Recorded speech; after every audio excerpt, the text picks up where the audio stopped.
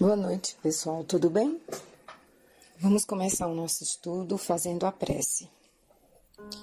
Se nos perguntarem no final de tudo isso, pelo menos no final da parte mais crítica de tudo que estamos vivenciando, como foi que vocês superaram? Como foi que superaram um momento tão difícil? O que será que vamos responder? Penso que podemos responder que estivemos com Jesus, segurando na nossa mão, nos guiando pelas páginas do Evangelho, juntos nos fortalecendo. Superamos tantos desafios, vamos superar muitos outros. Pai nosso, que estás nos céus, santificado seja o vosso nome, venha a nós o vosso reino, seja feita a vossa vontade, assim na terra como no céu. O pão nosso de cada dia nos dai hoje, perdoa as nossas dívidas, assim como perdoamos os nossos devedores, e não nos deixeis cair em tentação, mas livra-nos de todo o mal, que assim seja. Graças a Deus, graças a Jesus. Vamos dar continuidade à leitura do nosso livro. Estamos no capítulo 24, do estado sólido ao gasoso. E foi bem aqui que paramos. Tão puro e belo é esse tipo de amor fraterno que os tradutores preferiram traduzir ágape com o termo caridade. Releiam, porém, o texto a partir do versículo 4, pondo em vez de caridade o termo amor. O amor é paciente, é benéfico. O amor não é invejoso, não é temerário, não se ensoberbece, não é ambicioso, não busca seus próprios interesses, não se irrita, não suspeita mal, não folga com a injustiça, mas folga com a verdade. Tudo desculpa, tudo crê, tudo espera, tudo sofre. O amor não acaba nunca. Como poderia acabar, se é da própria essência de Deus? Por isso, o amor sobrevive com o Espírito, pois este também não morre jamais, apenas muda de estado, como dizia Lobato. A pessoa que partiu para o outro lado da vida não deixa para sempre aqueles que ficaram, apenas adiantou-se um pouco mais, por alguma razão que um dia conheceremos. Quando chegar nossa vez de partir, os que se anteciparam a nós, se de fato nos amaram, lá estarão à nossa espera, com o mesmo sorriso de felicidade, o mesmo abraço amigo, o mesmo coração generoso. É só uma questão de tempo e paciência, aceitação e serenidade. As leis divinas são severas quanto à rebeldia, à impaciência, à revolta, à falta de aceitação daquilo que nos é prescrito. É duríssimo para um casal, como certos amigos meus, assistir impotente à inexorável partida do filho único, belo, inteligente, cheio de vida e esperanças, recém-formado por uma universidade que se preparava para um futuro promissor. Mesmo conscientes de importantes aspectos do mecanismo das leis divinas, é certo que muitos sofreram e foi longo o período de recuperação, a retomada da vida naquele ponto sensível onde se fez o grande silêncio da separação. Esses, contudo, sabiam que somos todos espíritos imortais e estamos aqui de passagem. E ainda que sofridos e desalentados, aceitaram, confiantes, a determinação da lei, pois sabem muito bem que ela não é punitiva, e sim corretiva. Alguma situação passada, esquecida, mas documentada na memória integral dos espíritos, certamente há de explicar a motivação de toda aquela dor. Além do mais, como ficou dito a Alhures neste livro, antes de serem nossos, os filhos são de Deus, que apenas nulos confia por algum tempo. Não somos donos deles, não são propriedade nossa particular, sobre a qual tenhamos posse e domínio, como dizem as escrituras de cartório.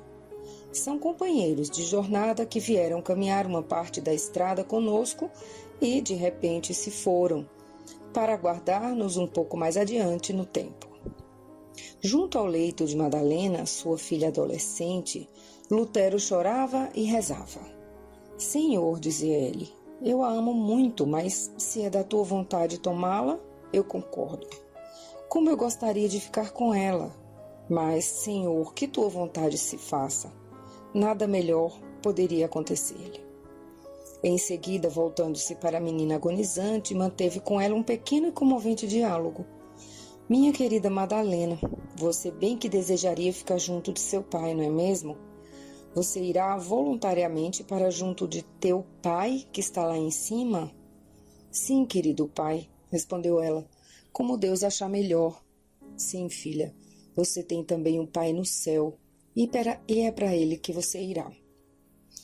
Mas a dor também estava lá, sufocando as consolações da sua fé, e ele, virando-se para os amigos presentes, comentou, o espírito é forte, mas a carne é fraca. Amo-a tanto. O afeto dos pais, comentou Melanchthon, é a imagem do amor divino. Se o amor de Deus em relação aos seres humanos é tão grande quanto o dos pais pelos seus filhos, pode-se dizer que tal amor é uma chama.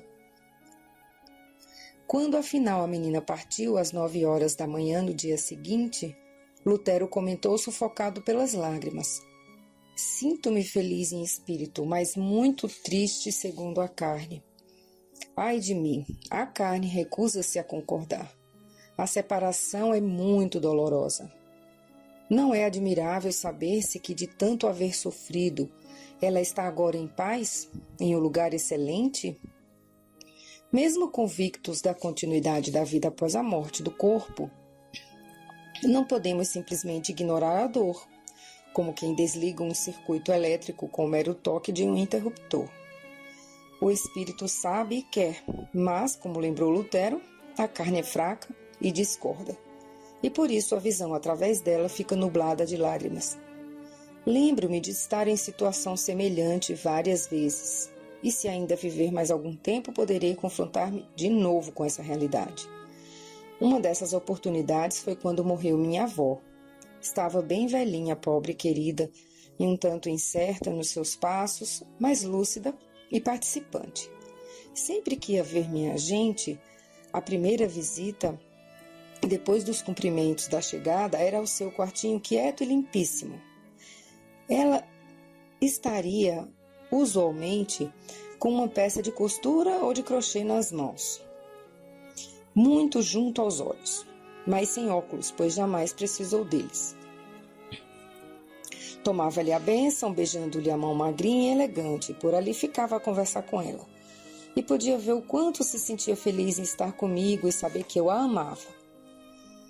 Eu é que não imaginava o tamanho do vazio que sua partida deixaria em meu espaço interior. Ajudei a levar o seu leve corpo cansado ao cemitério e fiquei um pouco mais depois que os outros se retiraram. Queria orar em silêncio por ela, mas a prece achou de vir sob forma de lágrimas que me escorriam sem cessar pelo rosto abaixo, suscitadas por um profundo sentimento de saudade antecipada. Não tinha, porém, o sabor amargo da revolta. Como dissera Lutero, Deus a queria de volta. Quem era eu para dizer não? Passado aquele momento de emoção, retirei-me dali, confiante e tranquilo. Ela estava em boas mãos, na mão de Deus, na sua mão direita, como escreveu Antério de Quental. Não há, pois, palavra de consolo ante a partida de um ente querido, apenas a de solidariedade, a de ternura fraterna.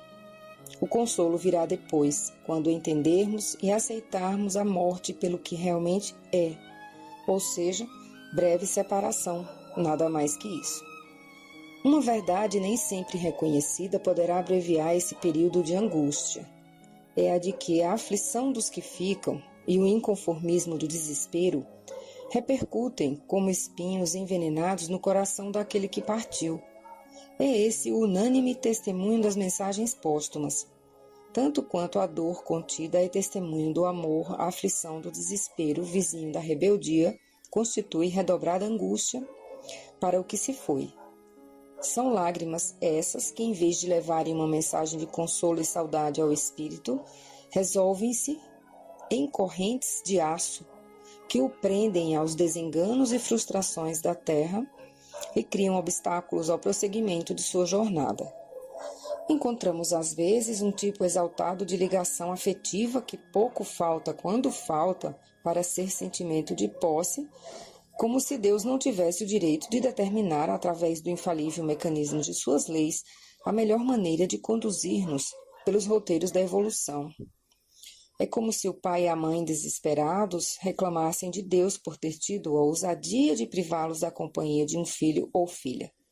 Afinal de contas, hão de pensar, ela era minha filha, ou ele era meu filho. Outros tantos, informados e não muito bem da possibilidade de intercâmbio com os espíritos, querem logo a toda força saber notícias do ente que partiu. E se nada conseguem, ou se o que conseguem não os convence, redobram as reclamações e se revoltam contra Deus e contra as religiões em geral, que no seu entender de nada lhes serviram na hora da dor. No entanto, as coisas não se passam assim. Como muito bem costuma dizer nosso querido Chico Xavier, a ligação com o mundo póstumo só funciona de lá para cá, e quando possível e permitido. Não se pode exigir daqui que nossos mortos nos falem a qualquer momento que desejarmos, como quem faz uma ligação internacional pelo sistema DDI. O mundo espiritual tem suas ordenações e leis próprias, respeitáveis e respeitadas. O trabalho desenvolvido pelo Chico na fase final de sua longa e fecunda existência voltou-se para esse aspecto da vida, o da palavra de consolo. São incontáveis os depoimentos de seres, principalmente jovens, e entre estes, com predominâncias, os que morreram em acidentes de trânsito. Não é só aproximar-se a mãe inconsolável do Chico para que ele mande chamar o espírito do filho morto e o obrigue a dar uma mensagem na hora. Há uma disciplina a ser considerada, um sistema de prioridades e possibilidades a observar. Não há como fazer exigências, reclamar atenção, ignorar empecilhos ou impor condições. Os testemunhos podem vir e virão, quando possível, sob normas que ignoramos, segundo um contexto que desconhecemos em suas minúcias e disciplina. Em muitos e muitos casos, temos de nos contentar com a convicção de que o ser que partiu continua vivo, consciente e feliz, ou infeliz, segundo suas próprias condições espirituais.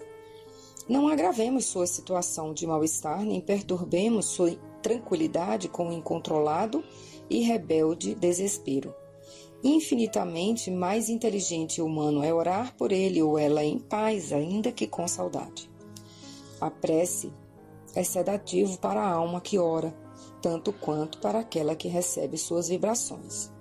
O que desejam de nós os espíritos que se foram é que possamos dar prosseguimento à nossa vida, realizando-nos na prática do bem e do amor ao próximo, para que um dia possamos estar juntos novamente, mas não com a possessiva exclusividade dos egoístas.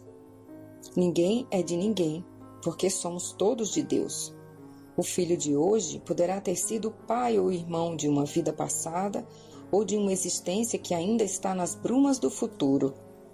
Não há separações para aqueles que se amam, mas há sim para aqueles que se julgam proprietários dos outros, apenas porque lhes proporcionaram um corpo físico para viverem por algum tempo na Terra.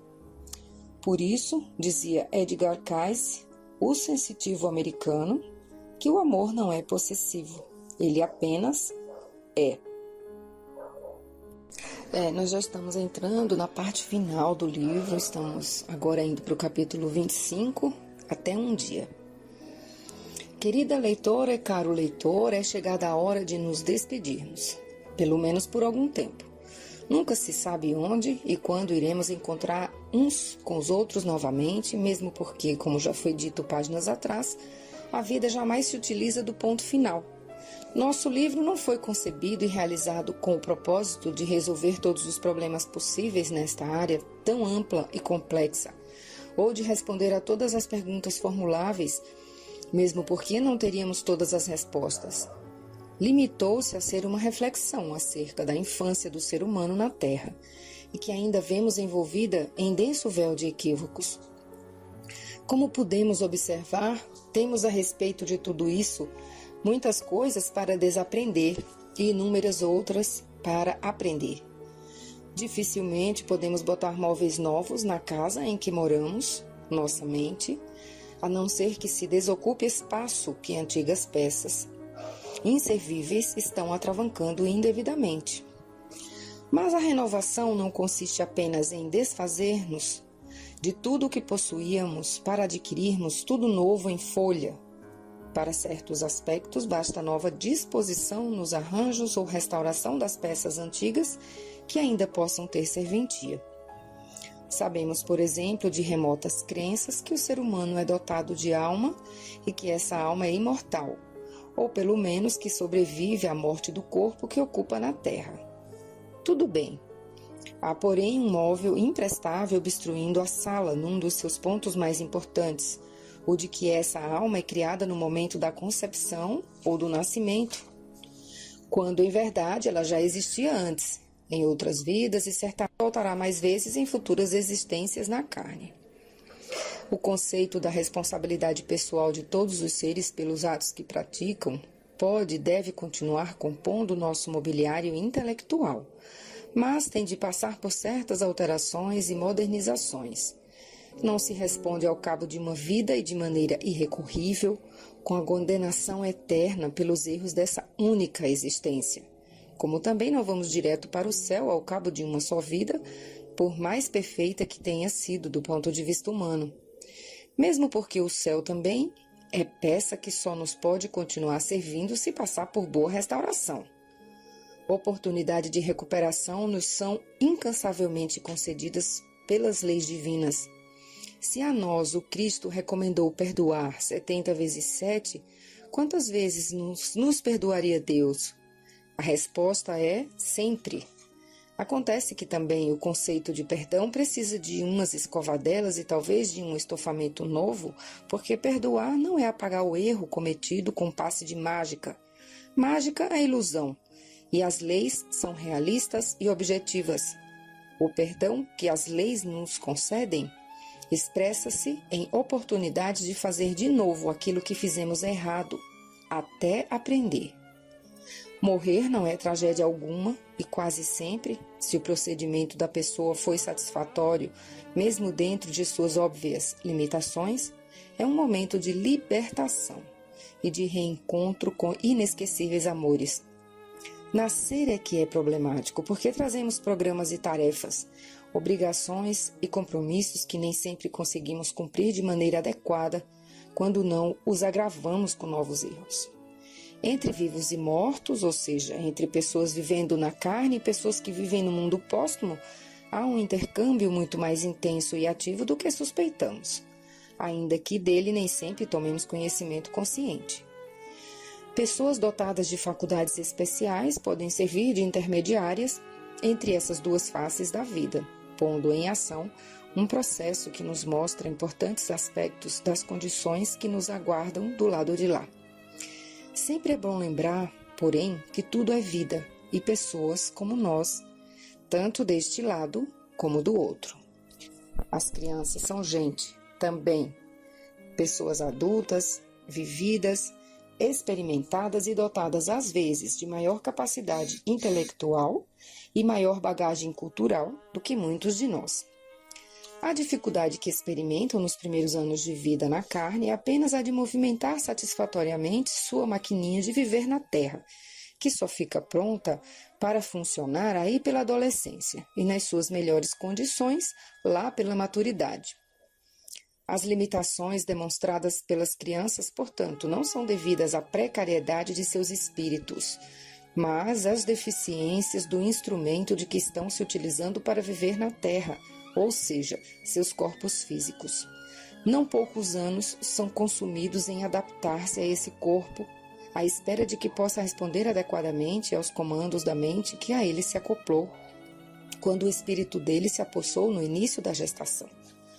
O aprendizado é lento e difícil, pois envolve muitas complexidades, ditadas pela necessidade de adaptação ao meio, desenvolvimento de um correto sistema de comunicação, formação cultural, recuperação de habilidades físicas e mentais, bem como uma técnica de convivência com os seres junto aos quais fomos colocados. Os mecanismos da vida são sutis e inteligentes. Na formação do corpo físico pode-se observar uma recapitulação de multimilenares conquistas biológicas. É como se o corpo em formação repassasse, em cerca de 9 meses, todos os milênios de sua experiência filogenética, desde que, no dizer de Leo Watson, a vida aprendeu a duplicar-se, ou seja, a reproduzir-se. Se o Watson não se aborrece comigo, eu diria de outra maneira. Não foi a vida que aprendeu o processo da duplicação, foi ela que o ensinou aos seres, porque tinha sobre todos nós planos que nem de leve poderíamos imaginar, pois não dispunhamos sequer de imaginação. Vamos ficar por aqui. Desejo a todos um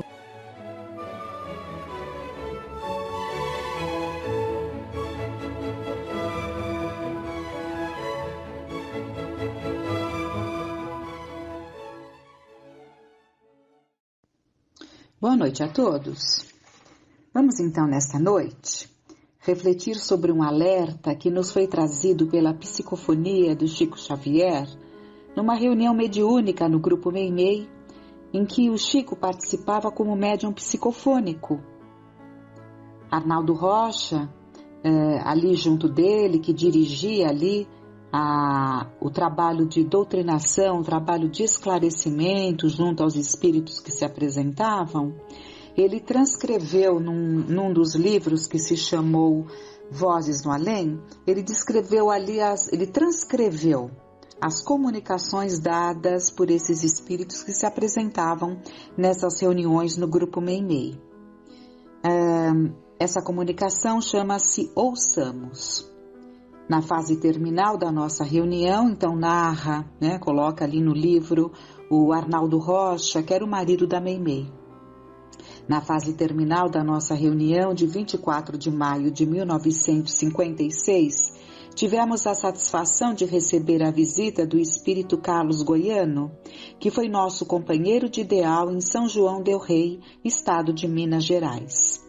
Suas observações expressivas e simples revestem-se de singular interesse para a nossa reflexão. Então vamos à comunicação. Alguém já disse que os espíritas desencarnados, quando aparecem à barra das comunicações mediúnicas, permanecem carregados de complexos de culpa, e tinha razão. Quase todos nós, atravessando o pórtico do sepulcro, retornando aos nossos templos de serviço e de fé, somos portadores de preocupação e remorso. Raros de nós conseguimos sustentar tranquilidade no semblante moral. E, habitualmente, em nos fazendo sentir, denunciamos a posição de infelizes entre a queixa e o desencanto, relacionando as surpresas que nos dilaceram a alma, o encontro de dores imprevistas, a identificação de problemas inesperados. Ele a que se refere aos complexos de culpa dos espíritas, quando desencarnados, e se apresentam ali no meio, nas casas em que eles trabalhavam, E eles não deixam, normalmente, como ele diz aqui, de apresentar esse sentimento de culpa, trazendo ali, denunciando a posição de infelizes, e muitas vezes de desencantos, em função das surpresas que lhes alcançam a alma. Topamos lutas com as quais não contávamos e derramamos lágrimas de aflição e arrependimento tardio. Entretanto, isso acontece para demonstrar que em nosso ideal redentor esposamos a fé ao modo daqueles que se adaptam por fora a certas convicções intelectuais, guardando enquilosados por dentro velhos erros difíceis de remover.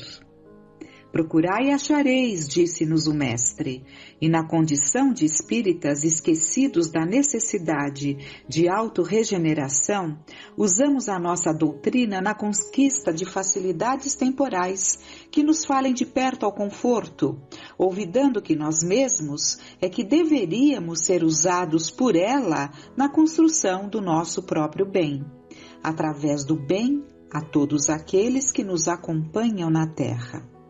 Procurai e achareis, sim, mas procuramos a satisfação desordenada de nossos desejos e buscamos a acomodação com a nossa inferioridade, desfazendo-nos em múltiplos tentames de amparo às requisições de nossa existência material, entre os homens, nossos irmãos, olvidando quase que totalmente os imperativos de nossa reforma nos padrões do Cristo, que afirmamos acompanhar, e daí as tragédias encontradas na própria mente, a velha arquivista de nossos sentimentos, pensamentos, palavras e ações, antiga registradora de nossa vida real, a exibir-nos à face da lei todos os quadros que nós mesmos plasmamos com invigilância deplorável.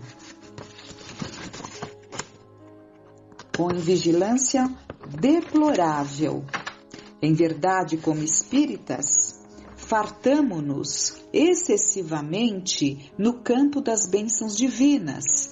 Todos estamos informados com respeito às próprias responsabilidades e obrigações entregues ao nosso livre-arbítrio, sem autoridades religiosas que nos imponham pontos de vista, ou capazes de cessear-nos o voo no caminho ascensional da verdadeira espiritualização.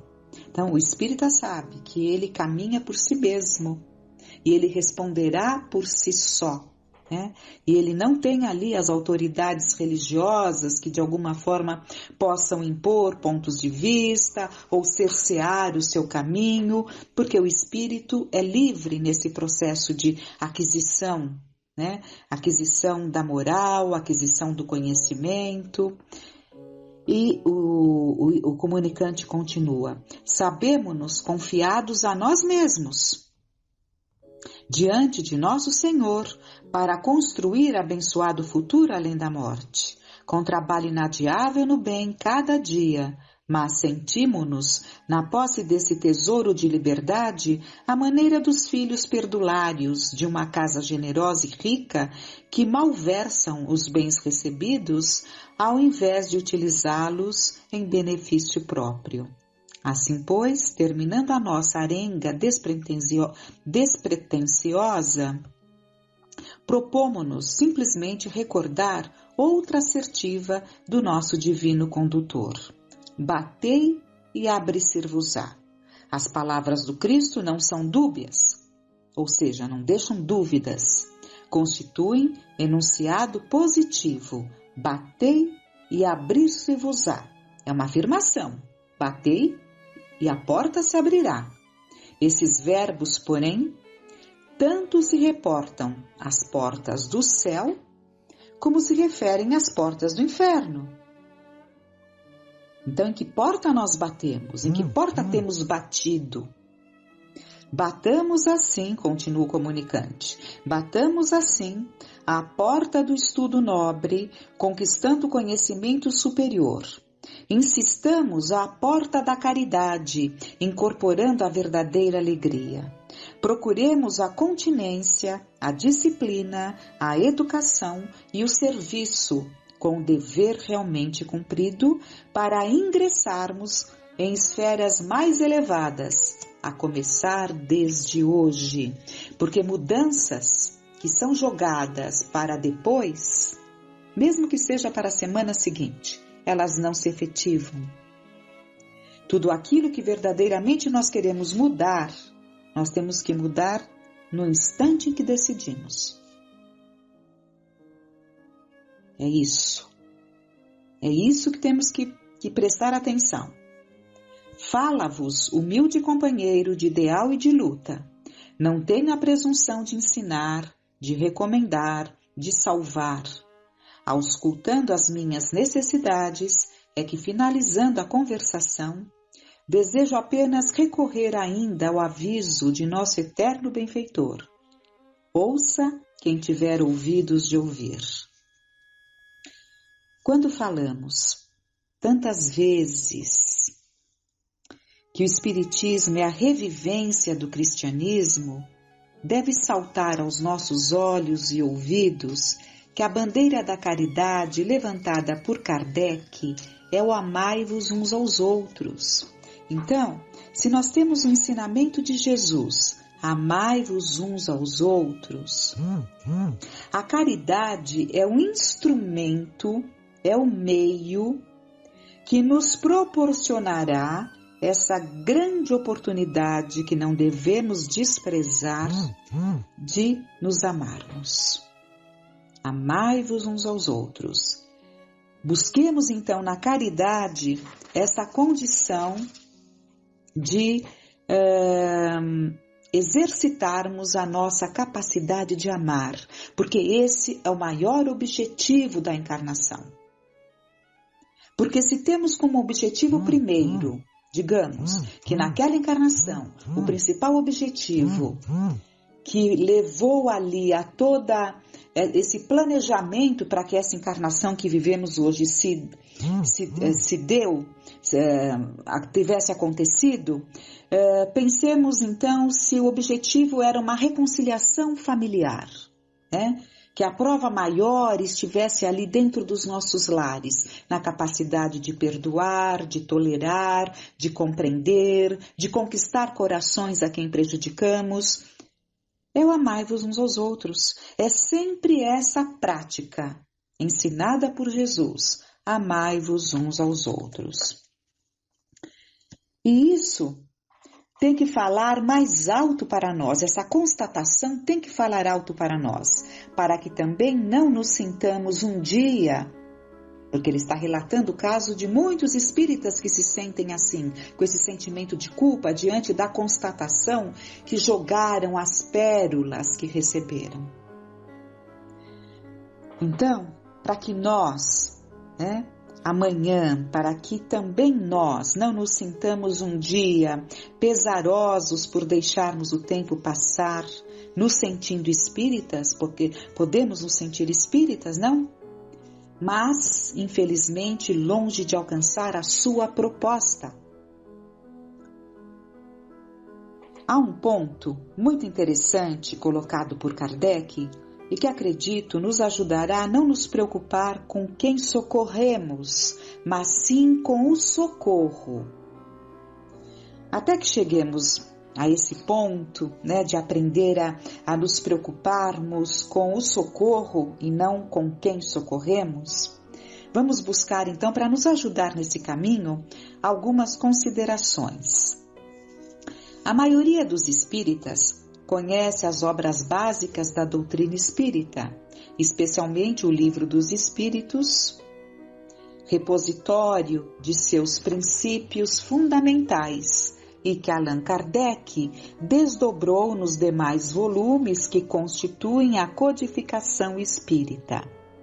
Muitos, porque nós sabemos que os demais livros da codificação, eles partiram dos livros inseridos no Livro dos Espíritos, Então, muitos, no entanto, ignoram as dificuldades que Kardec enfrentou para que a doutrina espírita se tornasse conhecida e praticada naqueles tempos tão difíceis do século XIX, justamente por não compulsarem outros escritos que ele deixou, enfocando de maneira surpreendente suas diretrizes para o movimento espírita. Os estudiosos que desejarem conhecer os primeiros passos do movimento espírita nascente encontrarão farto material para suas pesquisas na Revista Espírita de Allan Kardec, notadamente nos volumes referentes a 1860, 1861, 62, 64, 67. Anos em que o codificador da doutrina espírita, aproveitando as férias de verão da Sociedade Espírita de Paris, deslocou-se da capital francesa para visitar algumas cidades no interior da França, alcançando em 1864 Antuérpia e Bruxelas, na Bélgica. Hoje, com o avanço da tecnologia e a rapidez dos meios de comunicação, o mundo tornou-se pequeno e acessível à significativa parcela de sua população.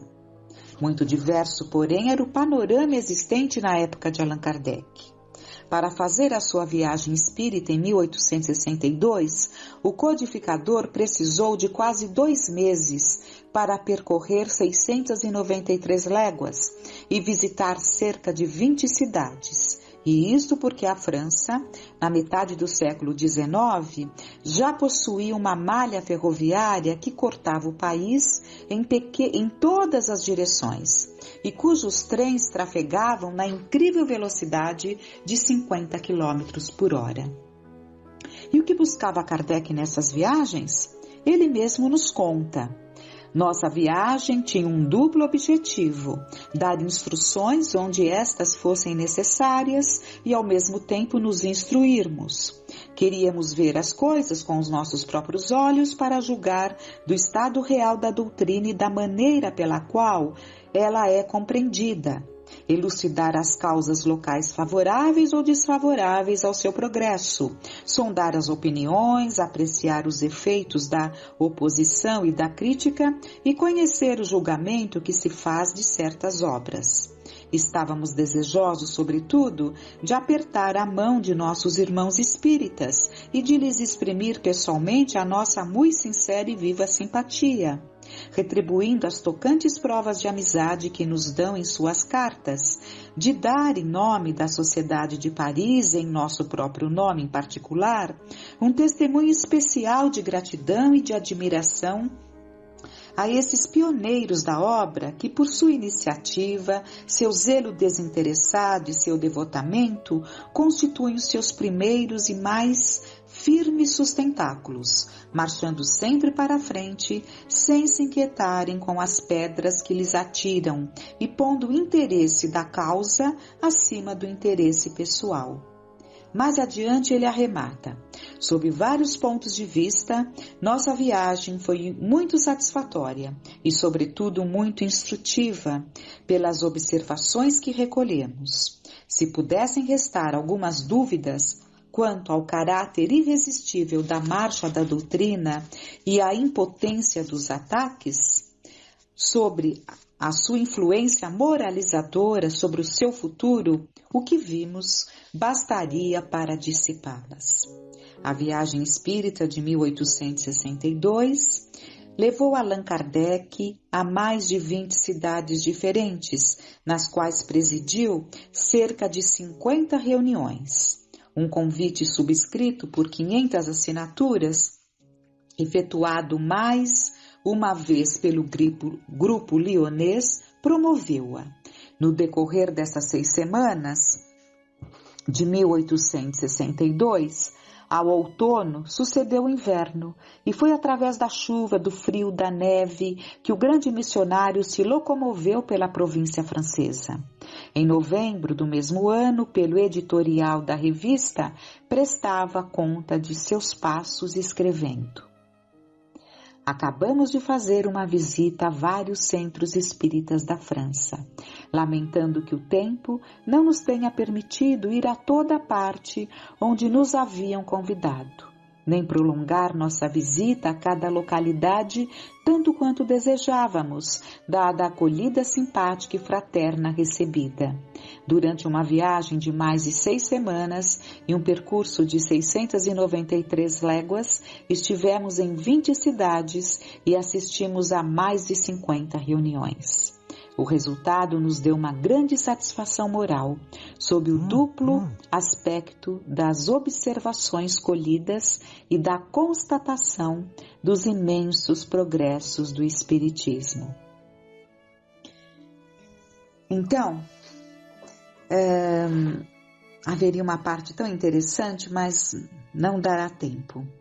Nós temos que refletir, então, sobre tudo isso que vimos, o empenho desse pioneiro, junto daqueles que faziam parte da sustentação desse trabalho, porque em cada localidade que ele visitava, assim como Paulo foi encontrando ali e criando aqueles núcleos, né?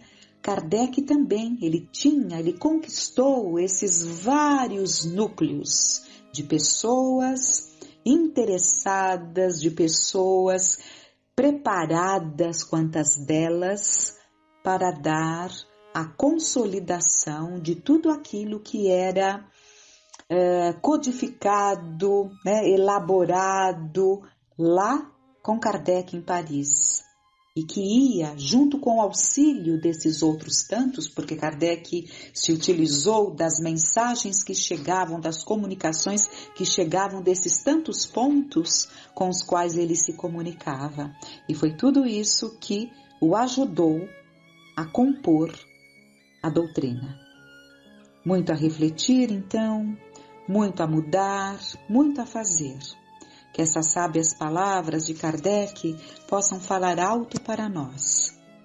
Que sigamos nosso impulso, lembrando sempre do ensinamento do Dr. Bezerra de Menezes, que diz: quando se discute muito a caridade, o socorro seja tarde. Então, porque Kardec nos incentiva a aprendermos a amar uns aos outros, praticando a caridade, porque não existe um outro caminho, né? Então, vamos recorrer àquele sábio ensinamento do Dr. Bezerra. Quando discutimos muito a caridade, o socorro chega tarde.